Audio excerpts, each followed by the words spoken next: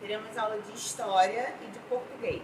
Sendo que em português eu não vou gravar vídeo, já tinha combinado com o pessoal lá no Meet, que eu tô mandando uma revisão, tá? Então a revisão tá digitada, vocês podem imprimir e fazer ou copiar no caderno, a critério de cada um, o que cada um tiver disponível, tá certo? A aula de história a gente vai terminar agora a matéria que vai até a página da avaliação. Por que será que eu tô assim, tão bonita, com esse enfeite de penas? Quem ensinou a gente a se enfeitar com penas foram os índios, muito bem. E eu tô assim, bonita, desse jeito, com esse enfeite de penas, porque a gente hoje vai falar em história das navegações portuguesas, né? Nós viemos falando do transporte, das grandes navegações, que eles construíram grandes caravelas que eram mais seguras para irem em alto mar. E aí a gente vai falar das navegações portuguesas que chegaram aqui no Brasil e encontraram belas mulheres adornadas de penas de animais, né? Que eram as índias, certo? Então vamos falar sobre isso do C3, da página 172 à página 178, é o nosso estudo de hoje. O gabarito da aula anterior vai estar na plataforma, combinado? Então vamos lá, vamos começar. As navegações portuguesas. Desde 1415, vocês se lembram que eles chegaram no Brasil em 1500. Então, desde 1415, os portugueses buscavam uma nova rota comercial pelo Oceano Atlântico para chegar à Índia. Se vocês olharem aqui no mapa, né, que eles estão apresentando aqui pra gente, Portugal está aqui e a Índia está aqui. Então, o que acontecia? Os produtos da Índia, eles tinham que vir via terrestre, passar pelo mar Mediterrâneo, até chegar no Portugal. E daqui até aqui, por essa via, eles ficavam muito caros, porque tinham muitas pessoas que vendiam e revendiam e revendiam. Então, os produtos da Índia chegavam muito caro a Portugal. E Portugal queria descobrir uma nova rota. Eles achavam que dava para chegar nas Índias pelo mar. Se tinha mar em Portugal e tinha mar na Índia, eles concluíam que esse mar se encontrava em algum momento e que daria para ir pelo mar, tá? Então vamos lá. Nesse percurso, eles conquistaram algumas regiões e criaram entrepostos comerciais para trocas de mercadorias e locais de descanso e reabastecimento das embarcações. A primeira cidade conquistada foi Ceuta, no atual Marrocos. Depois chegaram ao Congo. Aí vocês vão ter todas essas cidades marcadas no mapa, tá? Essa rota é a rota laranja das primeiras viagens. Chegaram ao Congo em 1482. Contornaram o extremo sul do continente, no Cabo da Boa Esperança, em 1480, chegando finalmente em Calicut, na Índia, em 1498. O primeiro navegador português a concluir esta rota foi Vasco da Gama, certo? Então, pensa comigo. Em 1488, Vasco da Gama chegou a Calicut. Calicut fica na Índia. Então, em 1488 é antes de 1500. Isso nos faz concluir que aquela história que a gente estudava, que Cabral se perdeu porque ele estava procurando um caminho para as Índias e chegou no Brasil, não é verdade. Porque eles já tinham achado o caminho das Índias, porque Vasco da Gama já tinha chegado lá em 1488. Então, em 1500, eles já conheciam esse caminho, certo? Então, vamos ver o que o livro vai nos falar. Em uma dessas viagens, os portugueses, comandados pelo navegador Pedro Álvares Cabral, chegaram ao Brasil em 22 de abril de 1500. Falaremos sobre isso mais adiante. Senta que lá vem história. Então vamos lá. Observe o mapa que representa as navegações portuguesas no século XV e XVI. Então, nesse mapa, vocês vão poder ver que a linha laranja são as primeiras viagens, tem a data aí, né? Ceuta, Guiné, Congo, e até eles chegaram no Cabo da Boa Esperança e deram uma voltinha. Depois Vasco da Gama fez direto de Portugal até Calcutá.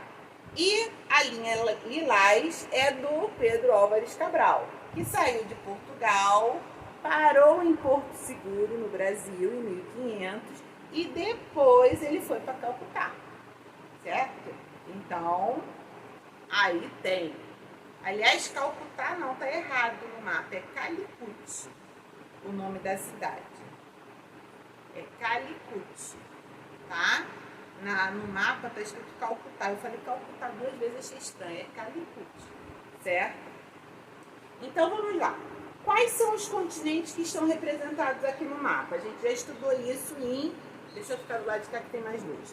Em geografia. Então a gente tem aqui o continente Oceania, o continente asiático, europeu, africano e americano, certo? Então vocês podem botar América, África, Europa, Ásia e Oceania. Ah, tia, mas eu botei América do Norte, América Central e América do Sul, não tem problema, tá bom? Observando o mapa, indique os continentes visitados por Pedro Álvares Cabral ao longo de sua rota.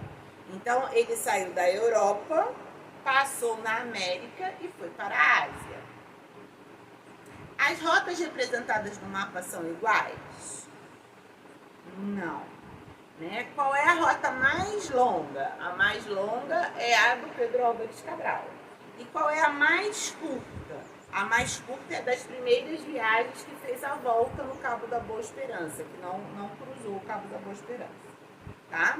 Na trilha do tempo. Então vamos lá. Sobre as navegações portuguesas, retome o texto da página 172 e, com base nela, complete a linha do tempo até a chegada ao Brasil. Então, é só a gente olhar lá no mapa, ó. 1482 chegou no Congo, tá aqui, 1482. Depois, 1488, a gente vai escrever no segundo, ele chegou no Cabo da Boa Esperança. Ele chegou em Calicut em 1498. E em 1500 ele chegou ao Brasil, tá? Eles, né, os portugueses. Vamos lá. Os instrumentos que contribuem para o sucesso das grandes navegações se tornaram cada vez mais precisos com o passar do tempo. Depois deles, outros sistemas de navegação e orientação foram criados no século XX. Observe. Então, nós temos uma bússola, né, que está aí a partir do século XV. O uso da bússola tornou-se essencial para viabilizar as navegações de longa distância em alto mar. Esse instrumento aponta para as direções norte e sul do planeta. Nós já fizemos até experiência com isso, conhecemos bem a bússola. E aí vai mostrar o satélite em volta da Terra, né? Então, o GPS é a sigla em inglês para Sistema de Posicionamento Global. Trata-se de um sistema de navegação inventado no final do século XX que funciona por meio de ao menos 24 satélites que ficam na órbita da Terra, fornecendo a localização de alguma coisa ou algum lugar em qualquer área do planeta. Aí vocês vão olhar lá no glossário o que é órbita. Tá? A órbita é o trajeto que o corpo percorre ao redor do outro, então ele fica circulando na Terra. Certo? Agora compare esses dois sistemas de navegação, a bússola e o GPS, e complete as informações na tabela a seguir. Aí eu quero que vocês façam, depois eu vou mandar o gabarito, tá? Então vocês vão primeiro indicar qual é a localização que a bússola indica e qual é a localização que o GPS indica. Qual é a importância para as navegações da bússola e qual é a importância para as navegações do GPS. Eu quero que vocês respondam. Então vamos lá. As navegações espanholas, é claro que se Portugal estava viajando no mundo, os espanhóis não iam ficar para trás. né, eles também iriam viajar pelo mundo. Então vamos ver. Apesar de Portugal ter sido pioneiro nas grandes navegações ainda no século XV, a Espanha, sob o comando do navegador Cristóvão Colombo, também seguiu pelo Oceano Atlântico com o objetivo de encontrar uma nova rota para as Índias. Para a Índia, desculpa. Como naquela época já se sabia que a Terra é esférica, Colombo acreditava que chegaria ao Oriente cruzando o Oceano Atlântico em direção ao oeste, sem precisar contornar o continente africano. Então, o que eles contam é o seguinte, que o Colombo sabia que isso aqui era esférico. Então, que ele ia sair daqui da Espanha, ia nessa direção e que, consequentemente, ele chegaria aqui. Que ele não precisaria fazer esse contorno. Por que todo esse problema? Porque aqui no Cabo da Boa Esperança é muito perto do polo, né? E dois oceanos se encontram, então o mar aqui é muito perigoso. E a navegação aqui é até hoje muito perigosa. Então, eles evitavam esse lugar. E aí Colombo achava que se ele saísse daqui e fizesse a volta, né? Assim, ó. Vou mostrar no globo. Aqui eu tenho um globo, certo? Eu esqueço que eu tenho que ficar aqui, que aqui tem luz. Então, ó, Colombo estava aqui, na Europa. Ele achava que em vez de fazer isso aqui, para chegar aqui, ele fizesse para cá, ele ia chegar aqui, certo? Então, se ele saísse daqui e viesse para cá, em linha reta, ele ia chegar na Índia, em Calicut. Só que ele não sabia, ou pelo menos dizem que ele não sabia, que existia a América aqui. Então, quando ele saiu da Europa e veio na direção oeste, ele chegou na América Central, tá? Então, vamos lá, vamos ver o que o livro está falando pra gente. Então, tô perdida aqui, peraí. Eu troquei de página, vamos lá. Então, como já se sabia que a Terra é esférica, Colombo acreditava que chegaria ao Oriente, que era, né, para leste. Ele acreditava que cruzando o Atlântico para o oeste, ele chegaria ao Oriente, porque ele ia fazer assim, certo? Ele ia dar uma voltinha na Terra, como se a Terra fosse desse tamanho, né? Isso mesmo, ele acreditava nisso. Então, sem precisar contornar o continente africano, como os portugueses já haviam feito em 1488. No dia 3 de agosto de 1492, ou seja, antes do Cabral chegar aqui, Colombo e sua frota partiram do Porto de Palos, de La Fronteira, na Espanha, rumo à Índia. Então, eles saíram do Porto de Palos de La Fronteira, na Espanha, em direção à Índia. Só que ele foi para oeste, ele não desceu, ele foi para oeste.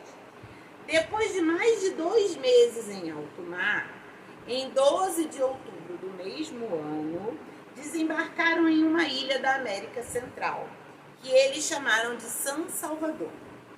Colombo e os marinheiros não sabiam que haviam ancorado suas embarcações em um novo continente, pois o objetivo da viagem era chegar ao Oriente.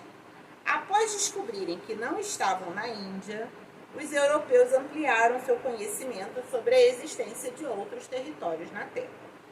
Então, ele vai te explicar aí que o Oriente é a parte leste do nosso planeta, onde nasce o Sol, né? A gente já viu isso. Em um planisfério eurocêntrico, quer dizer que a Europa está no centro, corresponde ao lado direito do meridiano de Greenwich, que só seria definido décadas mais tarde, já no século XIX. Aqui tem uma réplica da caravela chamada Santa Maria, que compunha a frota de Cristóvão Colombo quando chegou ao continente americano em 1492. As outras 2 embarcações eram Pita e Mina. A réplica fica na Ilha da Madeira, no território que pertence a Portugal. Então, essa réplica aqui.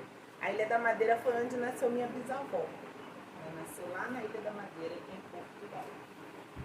Muito bem. A expansão marítima e seus impactos. mares. A expansão marítima, iniciada por portugueses e espanhóis, resultou em novos saberes a respeito do mundo. Além do conhecimento geográfico de novos territórios, os navegantes europeus tiveram contato com diferentes povos e culturas. Nesse sentido, as grandes navegações possibilitaram uma primeira conexão entre as diversas regiões do planeta, expondo seus diversos modos de vida, suas tradições e seus costumes e saberes. A chegada dos portugueses ao Brasil. Lembra que em uma das viagens de longa distância, os navegantes portugueses desembarcaram no Brasil? A frota de Pedro Álvares Cabral, com 13 embarcações e 1.500 marinheiros, saiu da cidade de Lisboa, na capital de Portugal, no dia 9 de março de 1500, e ancorou em Porto Seguro, no litoral da Bahia, após quase 45 dias de viagem, no dia 22 de abril de 1500. Esta é a data que marca a chegada dos portugueses ao Brasil. Então você já sabe que os portugueses chegaram ao Brasil em 22 de abril de 1500. Você sabia, quando os portugueses aqui chegaram, os povos nativos que já habitavam o território brasileiro chamavam essa terra de Pindorama. Com o passar do tempo, o território recebeu outros nomes: Ilha de Vera Cruz, Terra de Vera Cruz, Terra dos Papagaios, Terra de Santa Cruz, até ser definitivamente chamado de Brasil. Bom, aí ele fala que converse com seus colegas. Não dá, a gente vai ter que conversar aqui, nós dois. Quando chegaram ao Brasil, será que os portugueses encontraram o que estavam buscando? Então, olha só, o que os portugueses estavam buscando? É aí que mora a nossa grande dúvida, né? Por quê? Dizem que eles estavam buscando um novo caminho para as Índias. Mas, em 1488, Vasco da Gama encontrou esse caminho. Será? Vamos pensar, vamos ser espertos. Pensem bem. Em 1498, ou seja, 2 anos antes, Cristóvão Colombo encontrou uma ilha na América Central quando ele foi para o Ocidente, quando ele foi para a região oeste, né? Direção oeste. Aí, vocês não acham que o rei de Portugal chegou e falou assim: Cabral, vem cá, vamos conversar. Olha só, Vasco da Gama já encontrou o caminho para as Índias. Ele já sabe que descendo aqui, contornando a África, chega lá em Calicut. Tudo bem.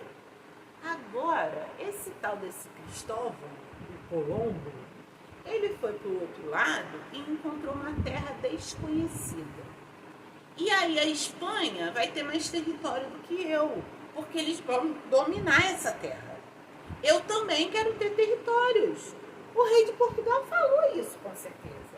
Aí ele falou: Cabral, você é meu homem de confiança. Ó, bem, você vai sair numa expedição, vai dizer para todo mundo que você vai para Calicut, só que você vai descer um pouquinho, disfarça e vai para o oeste. Veja se você encontra algum território novo.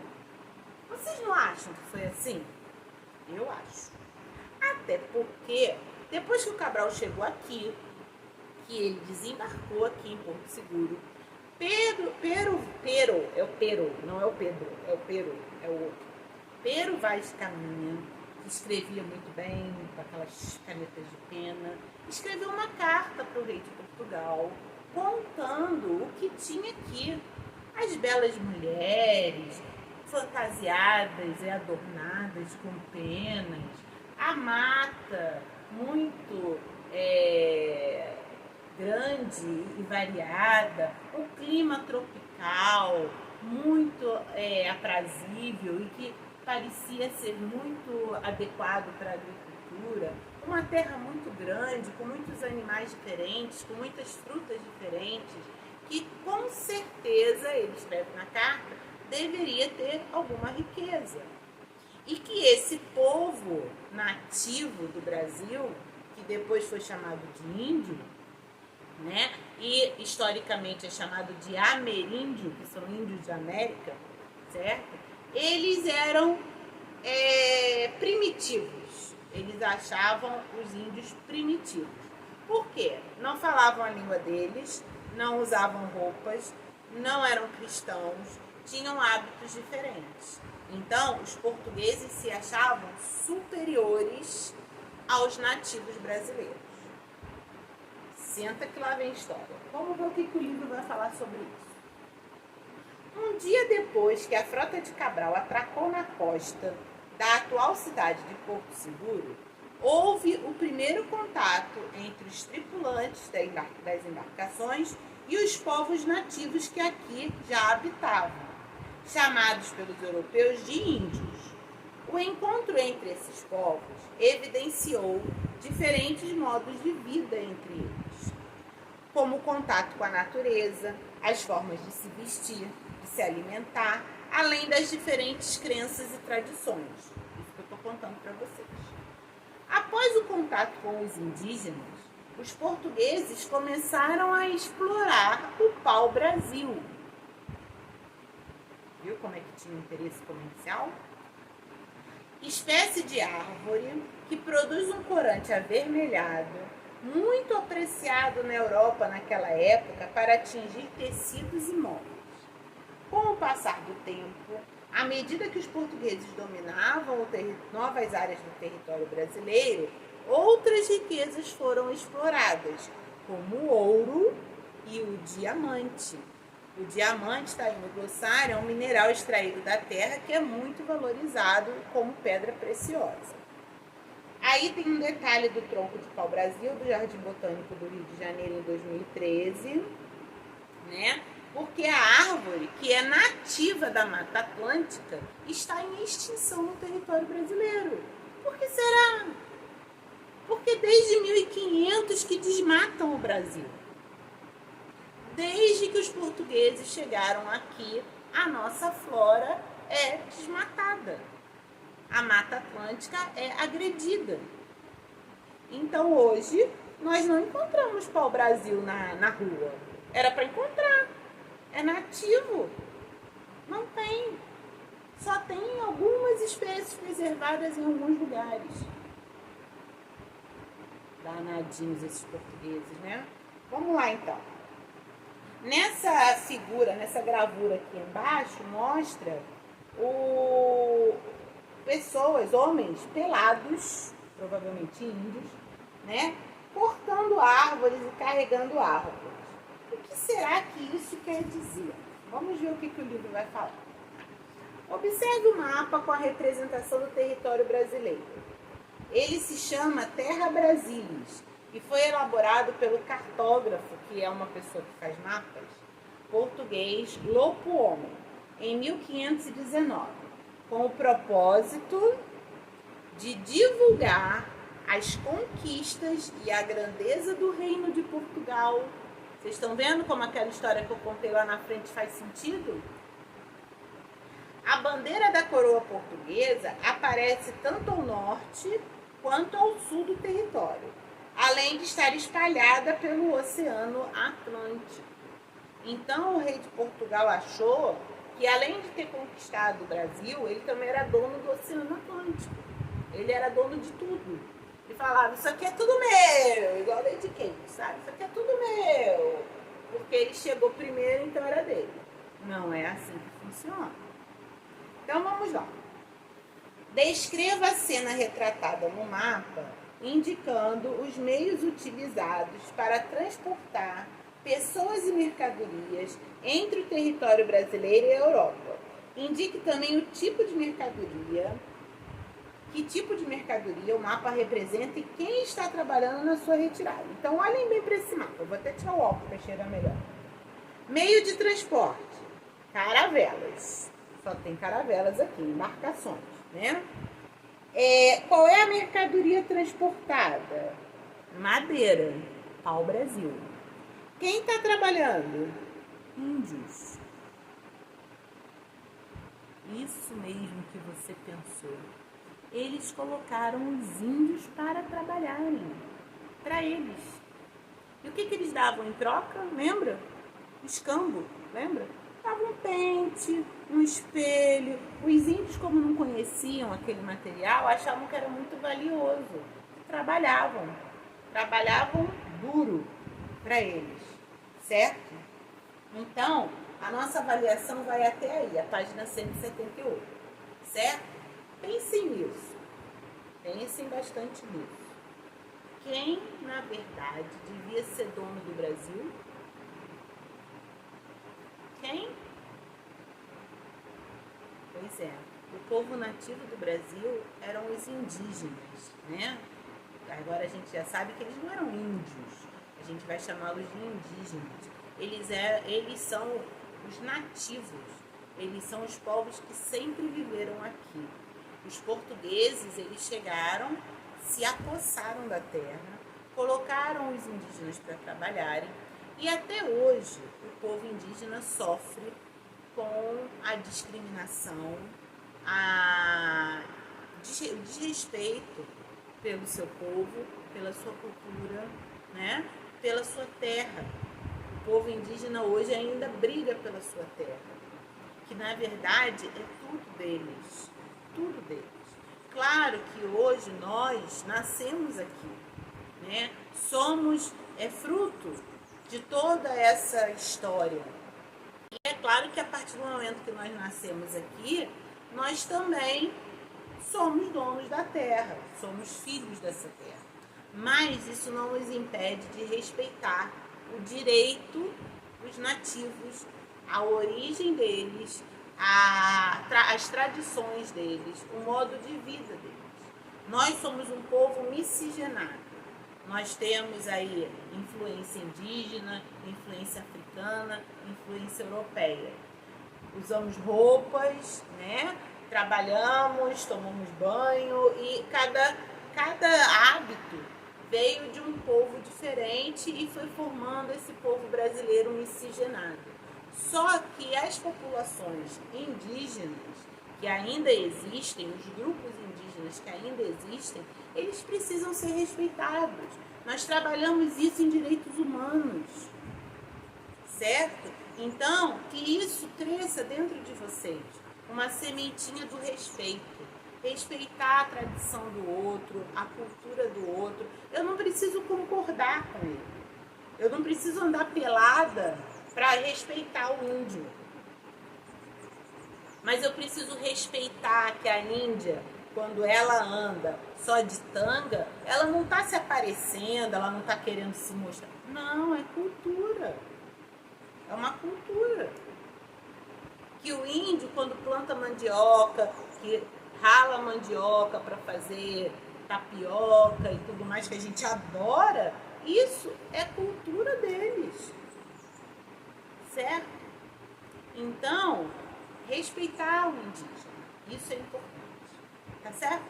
Respeitar os verdadeiros donos dessa terra, os que moravam aqui primeiro, né? E para nossa prova, a gente vai, para nossa atividade avaliativa, a gente vai estudar essas navegações, esses lugares, essas pessoas que desbravaram, que também tiveram a sua importância, claro. Talvez, se nada disso tivesse acontecido, como seria? Como seríamos, né? Será que existiria esse Brasil enorme? E também aprender com os índios a respeitar a natureza. Tá bom? Um beijo e até a hora do Meet.